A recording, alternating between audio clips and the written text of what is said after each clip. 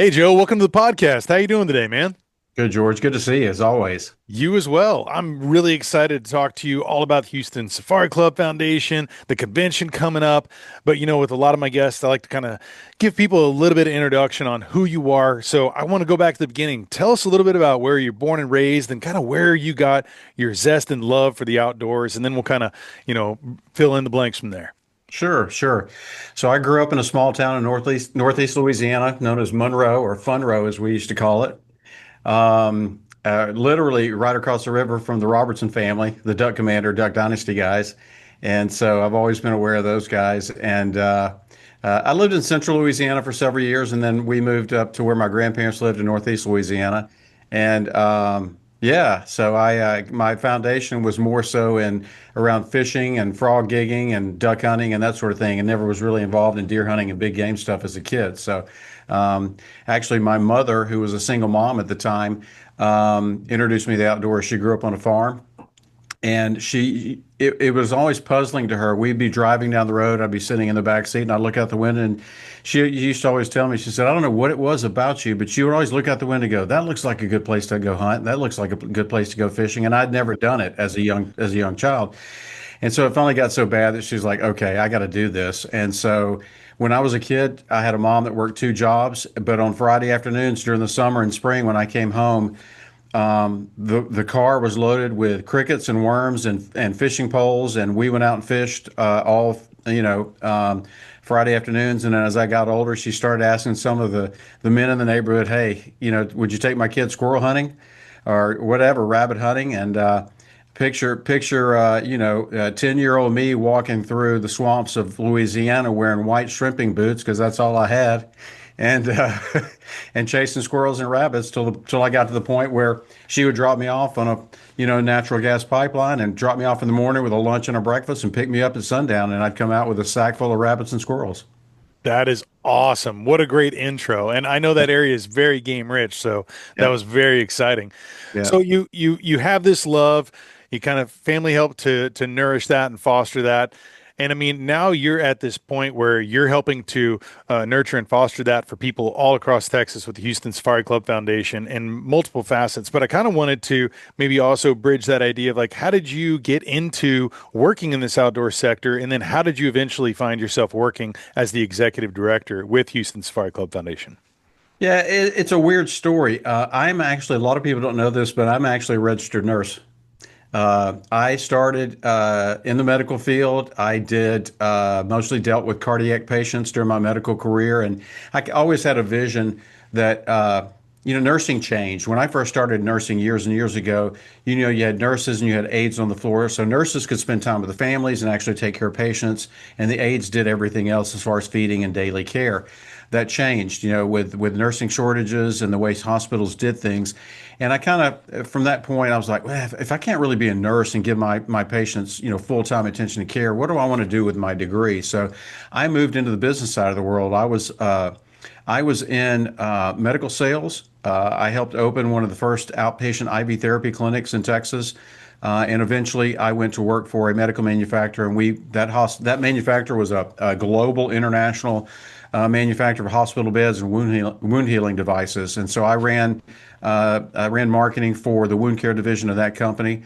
And the founder owner of that company called me up one day, or I approached him. I said, hey, I'd worked for him for 10 years. And this is a global international company. Hmm. And I was just talking to this gentleman, and I said, hey, I heard you're involved with this organization. Tell me about that. And he said, well, actually, I bought it. And so it was a whitetail based organization based here in Texas. And I said, oh, well, that's cool. And he called me up one day and said, I need you to go over here. I just bought this company, and I'm looking for somebody to go and kind of clean it up, make it more profitable, and and run it. And I said, well, that sounds pretty cool. And I said, well, I'll think about it. He goes, no. He said, I need you to go do this. So it was kind of an ultimatum, if you will. And it was a great, entryway for me to move from what I did professionally in my background in marketing, sales, and operations to apply it to the outdoor world. So I did that for several years, and that was kind of how I got into it. And then eventually ended up here in 2014 as the executive director of Houston Safari Club Foundation.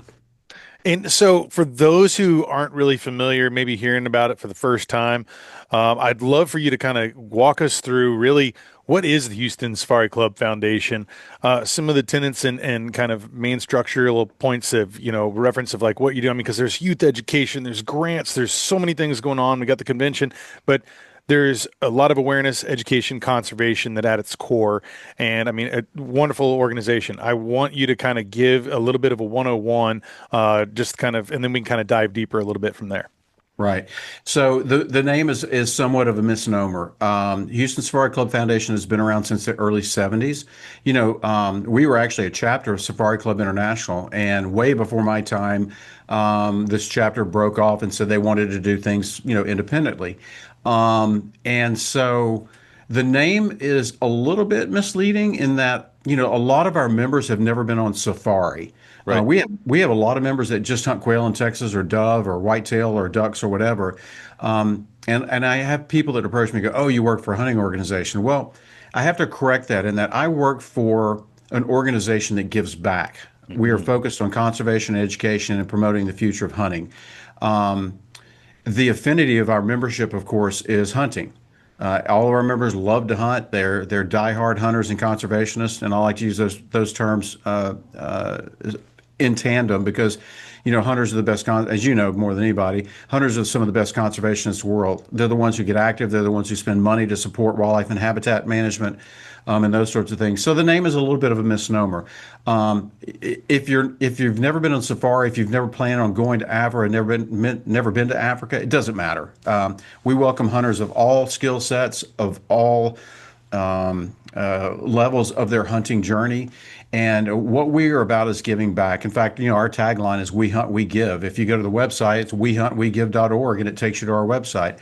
And so we raise money to give it away, like most nonprofits. And where we give it away is we do conservation grants at home and abroad. We buy everything from motorcycles for anti-poaching patrols to moving sheep in West Texas and the mountains of West Texas. And so we do a lot of different conservation grants and youth education grants. And then we have our own youth education program where we actually take kids hunting and fishing, and we're expanding that over the next year. We've actually hired a full-time person who on staff here, as we're going to expand that program to not only be taking kids in the field, but presenting educational modules in the classroom, in front of 4-H groups, in front of FFA groups, and that sort of thing, because we want to reach as many kids as possible from different socioeconomic backgrounds and different upbringings. And then kind of our benchmark program, George, is our scholarship program. The Duncan Scholarship Program, it's our name of our scholarship program, was founded by a gentleman who was one of the early founders of Houston Safari Club Foundation. And he wanted to support students that are majoring in outdoor education, related majors, wildlife management, range management, biology, and help them with their education. So that's our benchmark program. We scholarship 25 students every year, typically at the master's and PhD level, but some undergrads. And they get a check in their hand. It doesn't go to the university, it goes to that student. They've completed a stringent review process. They've completed applications. They got their academic advisors have provided referrals. So we know they are dedicated to habitat and wildlife management as part of their future careers. And that's something we're really proud of all of our outreach programs. That's probably one that we're more known for. And so, yeah, it's pretty cool. We raise money any which way we can to give it back in those three areas. Well, and I'd love to talk about the idea too of how, when someone comes in, gets involved, there's a lot of different levels of being able to be a member, right?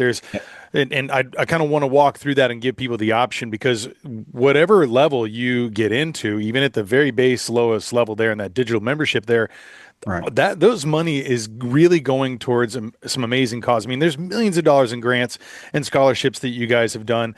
I mean, it's incredible. But I'd love to kind of talk about that for someone who wants to get in and maybe just try out, one of those lower level memberships, or those who may want to do a partnership and sponsorship levels that are higher up. If you can kind of walk through those tiers and maybe what that represents as membership. Yeah, so you hit it there. We've done over 4 million in grants. We've done over 3 million, almost 4 million in scholarships now. And then we have a pretty robust conservation or grants budget as well. But we wanted to be able to reach. We've actually kind of restructured our memberships in the past several years. We wanted to reach everybody at every level that Mhm. wants to be part of who we are. So you're right. We have a digital membership in which you get the magazine. We have a beautiful magazine that we produce quarterly, but you get the magazine, our newsletter, and all the other benefits of membership. Being a digital member, that's $50. That's for a full year. If you want to step that up, there's 1, 3, 5 year memberships. There's corporate memberships where if you and a buddy have a company and you want joint memberships, we do two memberships like that, and all the way up to life memberships, which run about 1,500 a year. So you can get involved at whatever level you want to, or whatever level you care to, pay for. The cool thing that I hear from time to time again about this organization is that people join it because they want to learn more about hunting or international hunting. Some of them join it because they want to network. There's a lot of people that have made really good business contacts in this organization. So they'll talk to somebody, and Bill owns a pool company, and this guy owns a home remodel company, and then they partner or they refer business to each other, or people pick up clients. So it's really a, I hate to use the term family, but it's really, once you start to meet members and come to monthly events and volunteer, taking that membership to the next level, not just being a member and getting a magazine, but get involved. And if you live far away, you don't have to be involved. Just come to convention once a year, whatever. But we do something typically every month, whether it's a shooting event, a hunting event, a speaker event. There's always something happening going on. But it's a great way to connect and network with other people who've done things maybe you didn't do, who have resources maybe that you need, and or vice versa. And also, we don't do an outfitter referral service, but I can't tell you how time and time again I've heard horror stories where people go, I spent all this money, I flew halfway across the world, and it was a nightmare. And so that network that we have with the Houston Safari Club Foundation allows people to talk to other people, go, I'm going to go to New Zealand for the first time.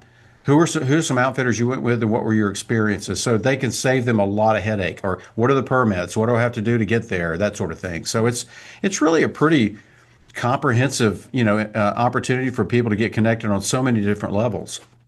Good point, man. And that's so true that there's a lot of organizations where I've been a part of them too. You write that check, you get membership, maybe you get the newsletter, digital, magazine or whatever, and that kind of feels like it. But there is, I think, when you said like maybe you didn't want to use the word family, but that is an approach and something that I see within this. There's a community that comes together where you can share those types of resources, those kinds of friendships, being able to go and do one of the, like some shooting out of the range together and these events where you like learn together and with each other. And I think that's a very huge foundational thing for this organization is that there's always something going on. There's a heartbeat to this, right? And that's another thing too, like the newsletters that come out, like that's huge. At the very least, everyone needs to go and sign up for those on the website. But then you also have a podcast. I heard you have an amazing host that you guys have there, Hunting Matters, and I'd love for you to chat about that too here in a second. But these are things that a lot of organizations there's such an educational platform to all of this, and there's a lot of different ways to get it. You can get the Hunter's Horn magazine, you can turn into Hunting Matters, the podcast, the newsletters, these events, the convention. There's something for everyone, and I think that there is a magnitude of information that will be beneficial for anyone who decides to be a member. And I think that's one of the key things that drew me in and has drawn so many of friends and people I know in the industry to being supporters of the Houston Safari Club Foundation. So if you will, maybe just talk a little bit about the podcast too for a second and kind of, Yeah. how long have you been involved in that? And, kind of a little one-on-one on that, if you wouldn't mind. Sure. So I did want to point out because you made me think of something. So the digital memberships, people get a digital copy of the magazine. If you're a regular member, like a 135, you become not only a voting member of the organization. So anytime we have elections for bylaws changes or other activities, board members, that sort of thing, you become a voting member. So you're full on. You get all the rights and privileges. And to be quite honest with you, I'm old school. I like a good, beautiful magazine. I like a book in Yes. my hand. And we're very proud of our magazine. It's a very high quality magazine. It's award winning. We've won multiple awards from Marcom and all kinds of different organizations. And we're very proud of that. I'm proud of the team and the staff that puts that together. But if you're a digital kid, I'm an analog kid in a digital world for, from some perspectives. But yeah, we try to reach out and communicate with people on all different levels, magazine, newsletter. And the cool thing about the magazine, it's not just first person hunting stories. I like to do medical. I like being a nurse. I like to have a medical article. I Hmm. like to hear about member stories. I like to give legislative updates. We like to do a culinary article. We like to do travel articles. Even if you're going to a country and you're like, it'd be cool if I could pair a hunt with, an excursion for a week off in some part of the country. So we do all those things, and the magazine's a little more, comprehensive to offer people, information on a variety of different topics. The podcast we've been doing for quite a while now. I think we're at 230 plus episodes. It's a weekly 1 hour podcast. We interview people from all over the world, all walks of life. I interviewed a guy, who's actually rowing a boat across the Pacific Ocean to raise money. And I interview outfitters. I interview people who are chefs. We had one young lady on who has overcome tremendous obstacles that she incurred as a high school student in a car accident, and she's hunting out of a wheelchair. So we talk to people from all walks of life on the podcast. That anything affiliated with the outdoors, we like to talk to them. And I'm like you, I like to hear the human interest stories. So yeah, we're proud of that. We've been doing that for over 230 episodes, and it's all the major podcast platforms, and we do audio and video as well. Oh, and it's very entertaining and educational, which is kind of right at the sweet spot for everything I want to learn. I want to learn something and walk away from it, but I want to have that heartbeat and that feeling of being able to kind of connect with those people and the guests. And you guys do a tremendous job. It's a wonderful podcast. So make sure Thank everyone you. tune into that. And I'll have all the links below to everything we're talking about too. So if you Okay. guys are trying to write something down or you're in a car, don't worry, just check out the show notes for that. Moving forward, I want to talk about the annual convention because today, when this drops, it'll be the 6 month mark until the convention doors open. People Yep. flood in, all some amazing exhibitors, events, galas. Let's just walk through, man, for those Sure. who have not been to one of the conventions with the Houston Safari Club before. Tell them what is it that they're going to experience. I mean, it's super affordable. You guys have some really great things. I think it's like free for kids 15 and under, really Yeah. family focused. But yeah, like just walk us through that so kind of give people an idea of what to expect there. So convention next year is January 23rd through the 25th, 2026. It's in the Woodlands, Texas, which is just outside of Houston. If you're flying in for it, you're literally 30 minutes from Bush International Airport out to the venue. We have it in north of Houston because the Woodlands is a really cool community. Oh yeah. If you want to bring your family to it and they don't want to go to the expo all day or they want to go out and do something else during the weekend, you walk out the doors, there's probably 30, 40 pubs, restaurants, shopping, so really cool walking shopping center and things to do. It's all right there, and it's a very safe community. So we do our convention in a hotel expo hall type venue at the Marriott, the Woodlands Waterway Marriott. So the expo is on 2 floors, and then your hotel room is right there in the venue. So you really never have to leave if you don't want to. But if you want to go out, there's tons of stuff to do in that area. You can park your car for the weekend and you're done. You can walk around everywhere. And so the different components of, we start moving in for people who don't understand expos. We start moving in. I think the hotel staff moves in on Wednesday. We have exhibitors come in on Wednesday, Thursday, and Friday morning set up. The expo runs Friday morning, all day Saturday, and Sunday until 3. And then at night, we have banquets. So Wednesday night we have an exhibitor. We love our exhibitors, so we really like to do stuff to make it worth their while, and they're really great supporters of ours. So Wednesday night we do an exhibitor and volunteer appreciation party at Conroe Taxidermy, not too far, and we shuttle people to and from the hotel. There's food, there's drinks. It's just a big social get together. Thursday night is our annual hunting and photo awards. Friday night's a little more casual, laid back, kind of country western theme. We do a dinner. We usually have some sort of entertainment. We do a couple of talks and things like that. Let me back up. Thursday night, we've got a keynote speaker that's coming in. We're going to announce that soon, but you guys need to go to the website to stay tuned for that and entertainment updates. But Friday night's laid back casual. We have food, we have drinks, we have live auction. We try to minimize the mic time because people are there to have a good time. So we try to get all that stuff kind of out of the way on Thursday night and do all of our acknowledgement awards then. And then Saturday, our ladies group, the Gazelles, have a brunch and luncheon. It starts at 10:30, ends around 2, and it sells out every year. People come in, they grab a cocktail. There's a big silent auction, a live auction, usually entertainment. It's put on by the women, but there's men and women there that fill the room up. And then Saturday night is our what we call our gala. It's a black tie optional gala, a little more formal, but listen, formal in our world. I've seen camouflage tuxedos. I've seen all sorts of things. We're not stuffy. It doesn't matter. Just come and have a good time. And then that's the night we do our big live auction there as well. So there's auctions every event, and we have big cocktail receptions beforehand, and we do something kind of unique as far as fundraising on the floor of the expo hall all weekend. There's a big grand auction, a big grand raffle. You can buy tickets all weekend. We're doing speed raffles this year where there's going to be a one item we're going to raffle off just that day, each day of the expo. And then at night we do speed raffles before we open the doors to the banquets, like a really cool gun or something that we only sell 100 tickets for, and we usually sell them out at those events. And so we don't do auctions all day, every day, live auctions. We really want the focus to be on our exhibitors and the traffic on the floor, and we want our exhibitors to get clients. To be honest with you, to book hunts and buy merchandise and that sort of thing. So, and then Sunday morning we kind of wrap up with a little mini get together. We do a life member breakfast. So if you're a life member, you're invited to come. That we usually have an update on the organization, maybe have a guest speaker and that sort of thing. So, it's full, man. It's all weekend long, and then Sunday night when we're finally done, we actually myself and the staff take off and sleep for 2 days. I can imagine. Well, I mean, this is a whole year in the works, Oh yeah, for we each. start planning. Yeah, the day that one's over, the Wednesday after, we're already planning for the next year. Yeah, no doubt. I mean, there's so much that's involved, so many great different exhibitors. I've seen all the different speakers and the people you have come out in the keynotes before. I'm really excited for an announcement. Make sure you guys go and stay tuned for that on the website.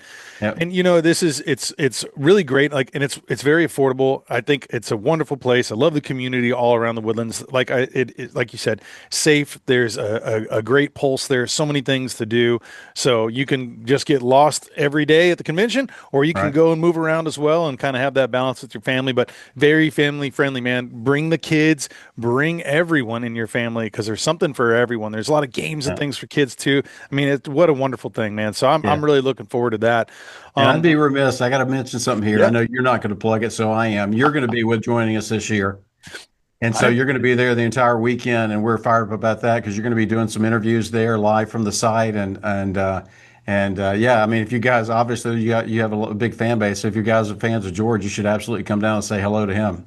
Well, yeah, I'm very excited about it. I mean, teaming up with the best here, man. I'm so excited to be a part of this organization and help out wherever I can. I'll be doing live interviews. I'll be going around to the exhibitor booths and kind of taking photos and videos, short interviews. We'll be doing a lot of live podcasts there. And, as you mentioned that too, this is the 6 month mark out from the convention, and every month leading up to the convention I will be hosting a podcast, an interview with, whether it's maybe a partner that you guys are working with, maybe it's one of the big sponsors. There's so many different organizations that you guys have worked with, and exhibitors and great companies all around. So we're going to dig in deep and chat a lot with those and kind of give you guys a better sense of what's going to happen at this convention every single month, because you guys can go and get your tickets today, and I strongly suggest you do go over and check out the website.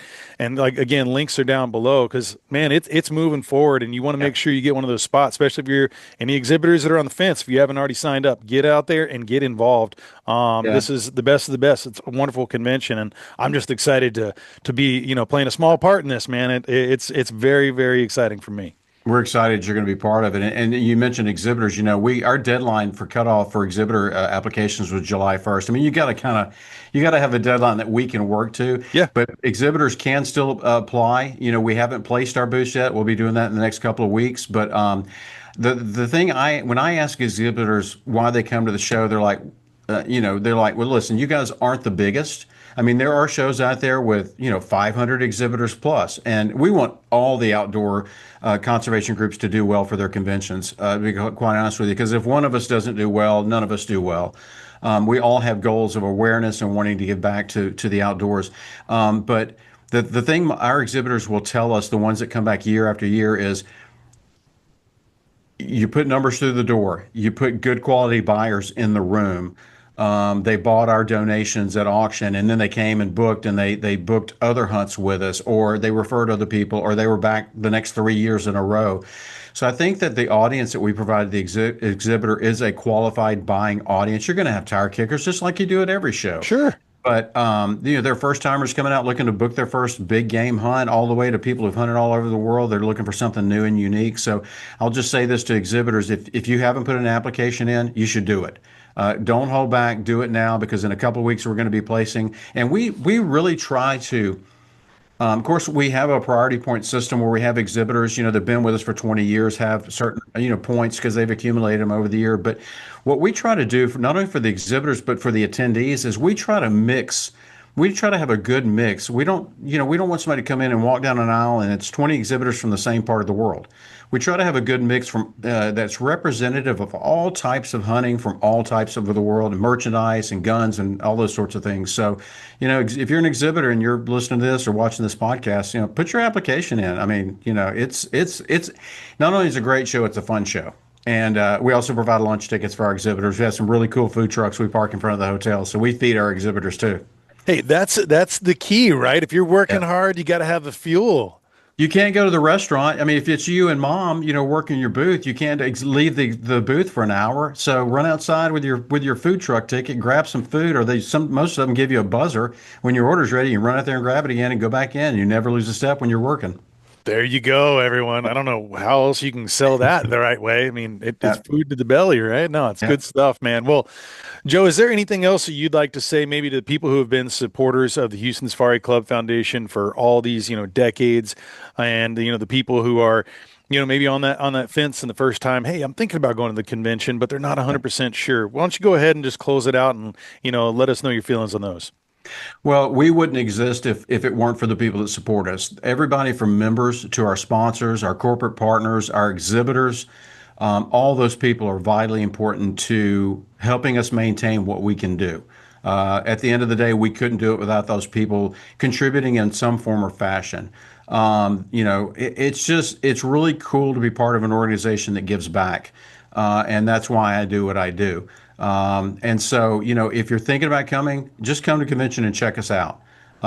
We also we do convention giveaway every year to all of our attendees. Last year we gave away ammo cans. This year, I wish I had mine with me. Actually, it's probably in my truck. This year we're giving away the rifle rest bag. So, I mean, you're going to get a free gift when you come to convention, and it's well worth the time to come in and see what's happening to support an organization such as ours. And so, I encourage you, if you're an exhibitor, you want to get in. If you're thinking about becoming a member, come on down. But just come on down and say hello and check us out and see what we're about. So. Nice. And correct me if I'm wrong, but if you come into the convention, you also get a digital membership for the entire year, right? Yep, we're going to give away when you go to the booth and get your freebie. You're going to get a free digital membership, but that doesn't mean you can't stop by the membership booth and sign Yep. up for a 1, 3, 5 year lifetime membership as No, well. absolutely. I think that is super important. I mean, like you said, getting the magazine in Yeah, your hands, man, sure. it's important. And there's Give the all sorts digital of benefits. membership to the brother-in-law you don't like and go get yourself a full voting membership. Yeah, there you go. Here, I'm going to help you become a better hunter, Sure, and I'm going sure. to get the good stuff. Hey, Yeah, listen, it yeah, works all around. absolutely, absolutely. Well, Joe, thank you so much for joining me today. I cannot wait to continue to work with you and, kind of give people a firsthand account of what's going on in the convention for those who can't make it. And just, for those who can't make every single moment there, I will be documenting all the different galas, the events that are going on. So make sure you follow my page and make Yep, sure you go over to wehuntwegive.org. Join today. Go ahead and get your tickets, reserve your rooms. And if you're an exhibitor, go ahead, sign up, yep. get this thing going, be a part of this, because what a wonderful organization and what a great convention. I cannot wait, sir. Thanks, George. I appreciate your time. Looking forward to seeing you here in Houston. All right. You too. You take care. You too, man. All right. Bye bye.